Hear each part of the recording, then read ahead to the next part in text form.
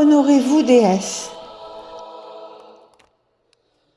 Ô déesse, lève-toi, femme de l'éternité, femme de la terre, femme du monde, femme si dévouée, reine de liberté, n'es-tu pas le soleil qui éclaire?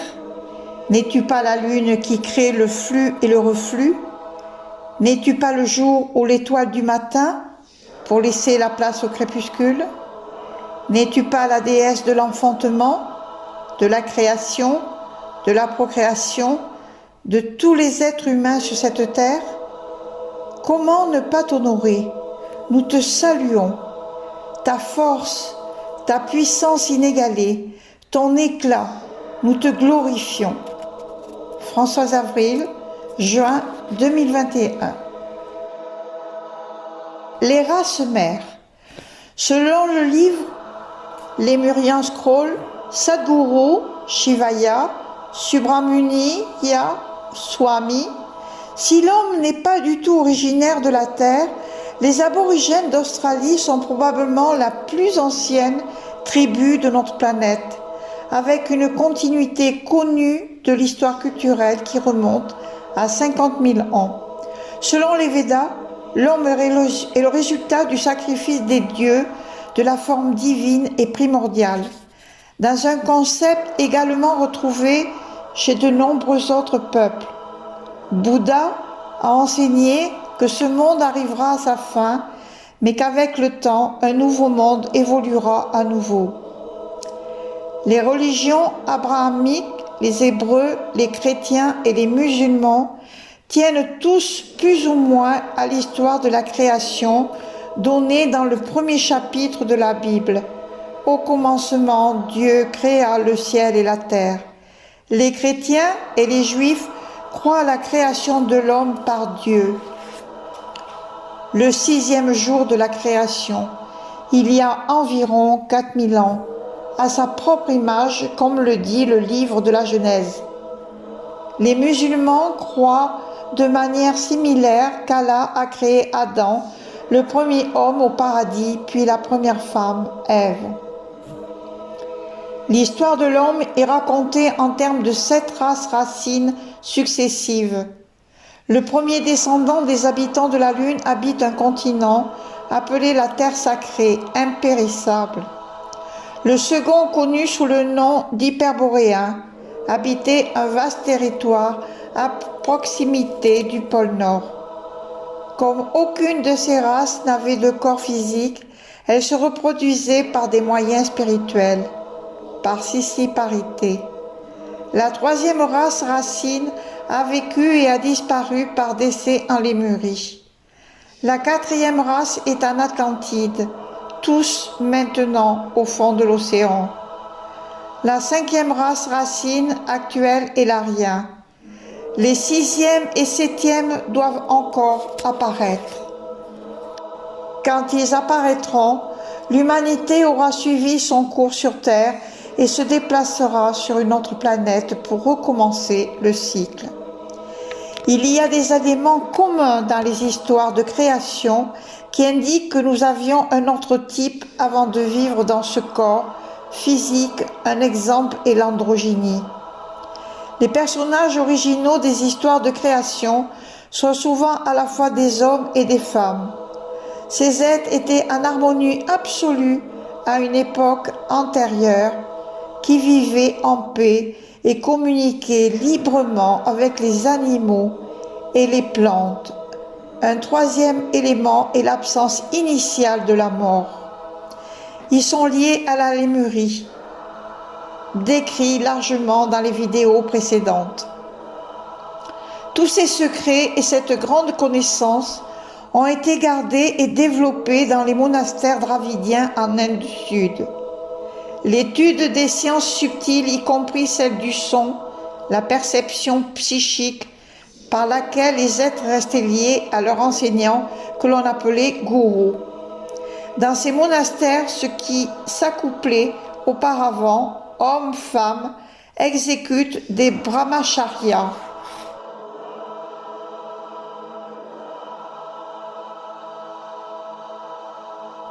dissoudre les liens psychiques et mettre fin à l'instinct d'accouplement. Diverses formes de yoga sont pratiquées pour calmer le système nerveux animal, faire mûrir le corps intérieur, le corps spirituel et rechercher le grand soi, la conscience pure. Au sein de nos monastères, il y a ceux vêtus d'orange, de jaune et de blanc, parmi eux des êtres réalisés et des êtres en voie de la réalisation. Les mystiques soutiennent également qu'il existe de nombreux mondes habités dans l'univers. Dans l'univers de Crayon, Femme de la Lémurie, Crayon, édition Ariane. La planète étant très ancienne, mais en réalité, la grille magnétique a toujours existé. Toutefois, elle était spirituellement vide. Selon Crayon, notre galaxie fut créée par la source créatrice et remplie par l'amour de Dieu. Les propriétés physiques de notre galaxie sont donc fondamentalement orientées vers l'accomplissement, l'équilibre de la vie. Au sein de notre galaxie et sur les différentes planètes où ils sont installés, les êtres humains ont connu au fil du temps une légère altération de leur ADN qui a fini par intégrer une part multidimensionnelle de divinité par l'insensation spirituel. Et ce, enfin, comme test de grandeur nature, s'étalant sur plusieurs milliers d'années, puisse être effectué. La finalité de ce test ou de cette mise à l'épreuve est de déterminer si les humains peuvent découvrir la dimension divine dont chacun d'entre eux est porteur, soit leur propre divinité et leur connexion avec la source créatrice qui est l'origine de notre système de création universelle et bienveillante. Lorsque les humains découvrent leur part de divinité sur les différentes planètes où ils évoluent, ils ont alors la permission d'accéder au statut d'ascension, un statut où la réalité physique fusionne avec la réalité multidimensionnelle. Crayon nous a révélé que l'ensemencement de la planète Terre avait été effectué par les Pléiadiens et qui seraient en quelque sorte nos parents spirituels. L'évolution de la nature humaine est en marche et un jour prochain, nous évoluerons dans une planète pacifique où la guerre n'aura plus lieu d'être. Il y a bien longtemps, nos ancêtres galactiques ont emprunté le même chemin que nous. L'action et la conscience répétitive génèrent plus de synchronicité et de réalité, ce qui est bénéfique pour votre planète. Je répète, l'action et la conscience répétitive génèrent plus de synchronicité et de réalité, ce qui est bénéfique pour votre planète. Crayon. Selon l'univers de Dolores Cannon, les arcanes de l'univers au sujet des créateurs évolutifs identiques au règne humain dit que ce sont des personnes très douces, spirituellement alignées, parce qu'elles sont très à l'écoute des esprits de la nature. C'est pourquoi elles sont quasiment invisibles. Elles ont le pouvoir de se fondre dans leur paysage et leur environnement. Elles ne recherchent pas la présence de l'homme parce qu'elles ont peur de lui. Leur esprit de la nature est présent. Les hommes ont abusé de cette planète et ont abusé largement de ses ressources. Ces créatures ont survécu au cataclysme de la Lémurie. Je parle de chaque niveau individuel de vous-même. Alors vous verrez qu'il existe d'autres personnes sur d'autres plans qui ont expérimenté des transitions similaires. Ces dernières pourront vous apporter encouragement et énergie. Le fait de ne pas faire partie du tout est très perturbant. C'est froid et lourd, fermez les guillemets. Il n'y a aucune séparation, aucune différence. La différence apparaît quand vous sortez pour la forme. Conversation entre deux vies. Quand je rentre à la maison, je suis l'un. L'homme a élaboré son mental pendant les 3e, 4e et surtout 5e races mères. Il a appris à utiliser le mental pour le développement de l'intuition. L'apparition de la race mère finale inaugurera le point de synthèse et l'utilisation de toutes les acquisitions mentales. La première race racine polarienne. La première race racine était éthérée, c'est-à-dire qu'elle était composée de matière éthérique. Il se reproduisait en se divisant comme une amibe. La terre se refroidissait encore à cette époque. La première montagne à sortir de l'océan primitif, orageux, a été le mont Méru. La deuxième race racine hyperboréenne. La deuxième race racine vivait à Hyperboréa. La deuxième race racinaire était de couleur jaune doré, hyperboréenne. Comprenez ce qui est maintenant le nord du Canada, le Groenland, l'Islande, la Scandinavie, l'Asie du Nord et le Kamchatka. Le climat était tropical car la Terre n'avait pas encore développé d'inclinaison axiale.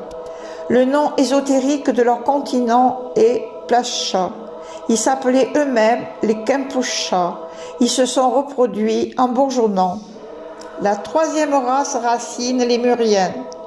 La troisième race racine, le lémurien, vivait en Lémurie. Le nom ésotérique de la Lémurie est Shalmali. La théorie, selon les théosophes, existait dans une grande partie de ce qui est maintenant l'océan Indien, y compris l'Australie, et s'étendant dans l'océan Pacifique Sud. Ces derniers vestiges sont le continent australien, l'île de la Nouvelle-Guinée et l'île de Madagascar. La Lémurie a coulé progressivement et a finalement été détruite par des volcans en éruption incessante. À la fin du XIXe siècle et au début du XXe siècle, les géologues pensaient que l'âge de la Terre n'était que d'environ 200 millions d'années, car la datation radioactive n'était pas encore entrée en vigueur, de sorte que les époques géologiques auraient eu lieu à beaucoup plus tard qu'on ne le pense aujourd'hui. Selon la théosophie traditionnelle, la race lémurienne a commencé il y a 34,5 millions d'années, au milieu de ce que l'on croyait alors être le Jurassique. Ainsi, les habitants de la Lémurie coexistaient avec les dinosaures. La race lémurienne était beaucoup plus grande qu'actuelle. Les trois premières sous-races des lémuriens se sont reproduites en pondant des œufs. Mais la quatrième sous-race, commençant il y a 16,5 millions d'années, a commencé à se reproduire comme les humains modernes. Comme la Lémurie a été lentement submergée en raison des éruptions volcaniques, les Lémuriens ont colonisé les régions entourant la Lémurie, à savoir l'Afrique, l'Inde du Sud et les Indes orientales. Les descendants de la race racine lémurienne, selon la théosophie traditionnelle, comprennent la race Kapaoïde, la race Kojoïde, d'un type Kojoïde que l'on rencontre effectivement dans le Soudan. Suite de cette vidéo, prochaine partie.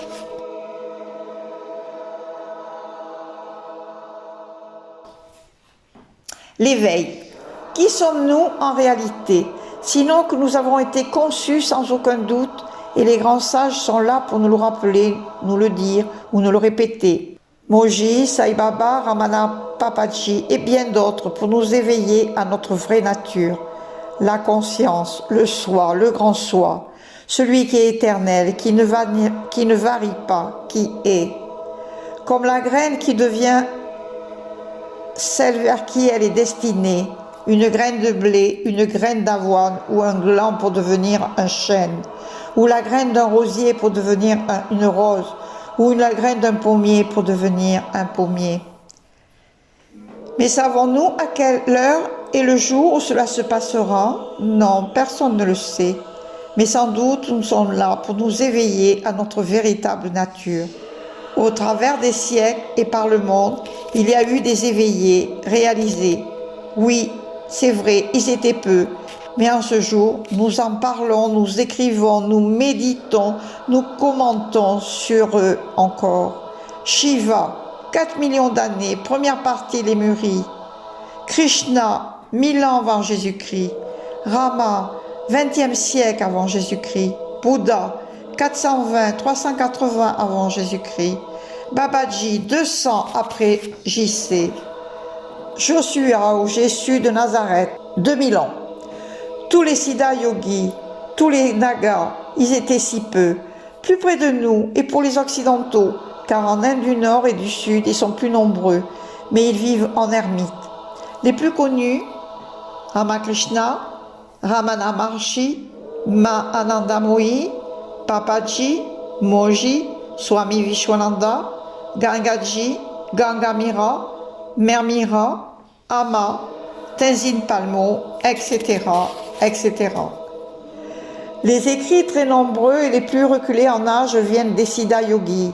Et c'est ce yogi Naga, lors de sa bénédiction et sa grâce en septembre 2019, qui se nomme Shiva Jyoti Mahasiddha, qui vit dans un village les plus lointains près de Tiruvamale, au pied de la montagne sacrée d'Arunachalam, qui en ce jour m'a inspiré dans les recherches. N'est-ce pas la divine providence qui nous a poussés là-bas en pleine race campagne? Ou plutôt aussi l'inspiration des Siddha yogis du passé, mais très présents en énergie? Ne sommes-nous pas en pleine Lémurie? Ces recherches qui vont m'orienter vers les 18 Siddhas pour retrouver quelques écrits sur la science des Siddhas et celle de ces sages rencontrés dans le sud de l'Inde en septembre 2019 qui va m'orienter. Babaji qui est mon maître depuis la nuit des temps et les 18 Siddhas écrits par M. Govindan qui m'ont interpellé et j'ai trouvé des réponses, en tout cas en ce qui concerne la Lémurie. Toutefois, je n'ai pas eu de réponse en ce jour en ce qui concerne les éveillées femmes qui sont peu au travers des siècles, alors que ce sont des déesses femmes venues des Pléiades qui ont engendré l'humanité telle qu'on la connaît en ce jour. Pourquoi ont-elles disparu? Serions-nous des éveillés tout court et tout simplement naturellement ou inconscients endormis? Parlons du continent perdu de Kumari Kondam.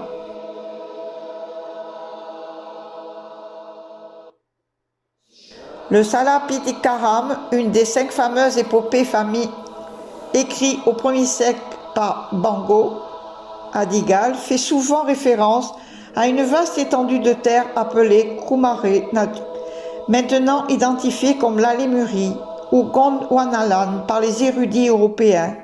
Submergée par l'océan Indien, elle s'étend bien au-delà de l'actuelle Kanyakumari, la pointe sud de l'Inde moderne. L'Inde péninsulaire s'étendait au-delà de Kanyakumari, formant un vaste continent qui touchait l'Afrique à l'ouest, l'Australie au sud, et qui occupait une grande partie de l'océan Indien. Moins de 30 000 ans à 27 000 ans avant JC, des glissements de terrain naturels, véritables cataclysmes, se sont produits à la suite du tremblement de terre et d'éruptions volcaniques qui ont affecté régulièrement la surface de la Terre et le lit des océans. La partie occidentale du continent de la Lémurie s'enfonçant sous l'eau, les gens émigrent en Asie, en Australie et sur les terres du Pacifique. Les Lémuriens ont aussi colonisé l'Amérique du Nord et du Sud, créant les civilisations très connues, ainsi que la vallée du Nil, où apparut la civilisation égyptienne. Ne pas oublier que ce sont les déesses venant des Pléiades, avec tout leur potentiel, 100% visionnaire, clairaudience, clairsentence, clair-ressenti divine, qui ont créé l'humanité avec les hommes peuplant la terre que l'on connaît en ce jour. Le continent de l'Atlantide est situé entre l'Europe et l'Amérique du Nord.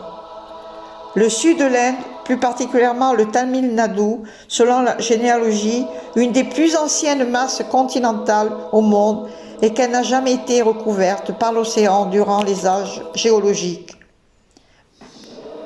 Lors de ce voyage de septembre 2019, nous avons été visiter et nous remplir d'énergie de ces siddhas qui ont foulé cette terre. Nous avons marché, nous avons écrit, nous avons répertorié, nous avons médité dans le silence de cette terre unique. Nous avons engrammé notre histoire, l'histoire de l'humanité et les dieux et les déesses. Nos cellules ont enregistré et activé ce réveil. Nous avons été dans le temple de Babaji, Chidambaram, avons reçu une puja dans ce temple.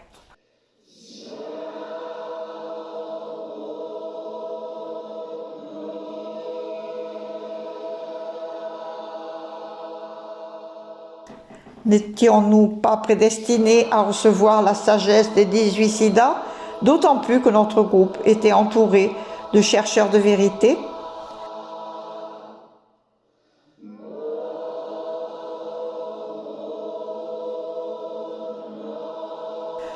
Combien de grands cycles, 75 000 ans, de grands cycles, 25 000 ans, de cycles liés aux Yodak, 12 000 ans, et enfin dans les cycles planétaires liés au système solaire, 2000 ans, ainsi que les cycles de la Terre elle-même, changement de pôle, et les cycles de génération se sont écoulés entre l'arrivée des déesses sur l'île Blanche et la disparition de cette civilisation lémurienne et toutes les civilisations suivantes sur toute la Terre à aujourd'hui.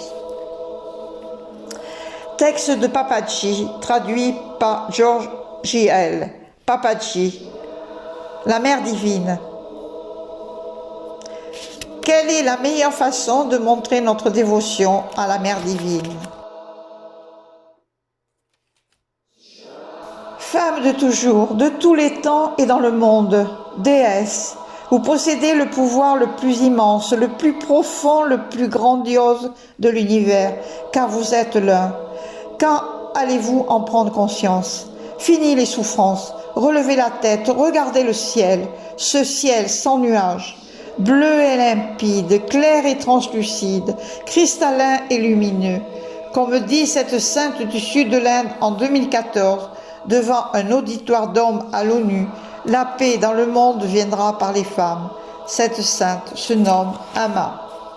Pour tous les hommes de la terre, homme bien-aimé, tu enracines à la terre bénie, mère sacrée, la femme déesse venue des étoiles, dans toute sa splendeur, afin d'ensemencer, protéger, défendre, soutenir et préserver le féminin unificateur, consolateur, pacificateur, d'amour et de paix. Qu'il en soit ainsi. Le cœur d'un homme, les bras ouverts, il se veut protecteur. Fort de son principe, il se doit sans peur. On entend de lui puissance et ardeur d'être cet homme dans toute sa splendeur. Mais on ne n'est pas homme, on le devient. Des peurs de l'enfant fossile sans demain reste un bloc construit pour un seul destin. Être fort tout le temps pour son prochain, il est capable de plein de miracles. Quand accueilli se rencontre obstacle, l'enfant en lui se donnant en spectacle. Émotion enfouie, évitant tout débâcle. Quand sans mots il ponctue avec ses poings, c'est qu'il ne sait exprimer ses besoins. Se trouvant dépourvu d'être témoin de cette violence enfouie dans ses recoins. Si orgueilleux, il joue les dominants. C'est qu'éducation fait croire que puissant s'accorde toujours avec intelligent. Mais il souffre en silence de ce carcan. On attend de lui l'expression du cœur, lui reprochant d'exprimer sans ardeur. Mais il craint le fragile et la douleur, de renier son rôle, pas trop de douceur. Et pourtant, il aime, il ressent, il vibre, il souffre d'un conscient qui refuse d'être libre, craignant sans garde de devenir fragile, perdant virilité et équilibre. C'est que l'homme se défend d'être vulnérable, et si parfois il n'est pas excusable, il souhaite apaisement et bras fiables, lâchant prise sans conflit inavouable. Être un homme d'aujourd'hui n'est pas facile, fort, viril, ancré, aimant et fragile, acceptant que ses peurs ne soient stériles, en les confiant toutes sans crainte inutile. Frédéric.